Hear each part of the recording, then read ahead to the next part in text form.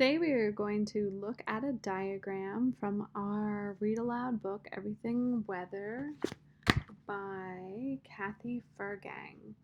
So today we are looking at a photographic diagram, and a diagram is a photograph or a picture, an illustration that helps us explain a process. For example, this diagram is helping us explain the water cycle. So you can see how the author is using a photograph and words and arrows to help us understand the water cycle. Scientists think that the water we drink, bathe in, and use to grow crops today has been here on Earth since long before the time of the dinosaurs. It has just been moving around and around in the atmosphere in a nearly endless cycle. Earth has a limited supply of water. It's a good thing, then, that Mother Nature created the water cycle, Earth's original recycling project. Here's how it works. So since it's a cycle, we can stop at any point and we can start at any point. So we'll start here with rising up. Some of the water and spray from this moving waterfall will evaporate into the air. Here's the nice thing about Epic is it will read the words to you. Evaporate, to pass off or cause to pass off into vapor from a liquid state. So to go from a liquid to a gas, evaporate, like what's happening in the picture. The water from the waterfall is going from a water to water vapor, a gas. In other bodies of water, heat from the sun causes some water to evaporate or turn into water vapor or gas. This water vapor rises from the stream, river, or lake and goes into the air. Follow the arrow, and it will take us to the next step in the water cycle, which is chilling out.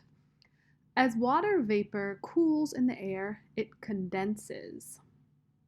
So you can click on the word and it will tell you to make or become more close, compact, concise, or dense, concentrate.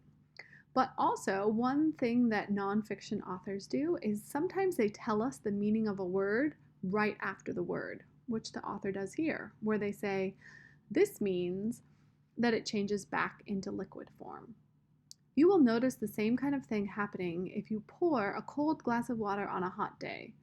Water forms on the outside of the glass. The water vapor in the warm air touches the cold glass and turns to liquid. Follow the arrow, falling down.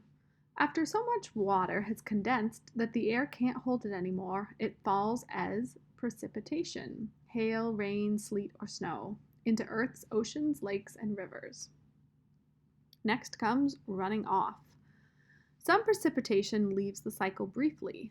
Melted snow and rain that run downhill eventually end up in large bodies of water. The transfer of land water to the ocean is called runoff. Follow the arrow, hanging out. Water covers over 70% of Earth's surface in the form of oceans, lakes, and rivers. When water ends up on land from rain, snow, or hail, it will either soak up into the earth and become part of the groundwater that animals and plants drink, or it will collect in bodies of water. And you follow the arrow and it continues. The cycle goes around and around, recycling Earth's water. Located at the border of China and Vietnam, the Ditian waterfall is one of the largest waterfalls in Asia. Its name means virtuous heaven, and that is the photograph. It's showing us a picture of that very famous waterfall.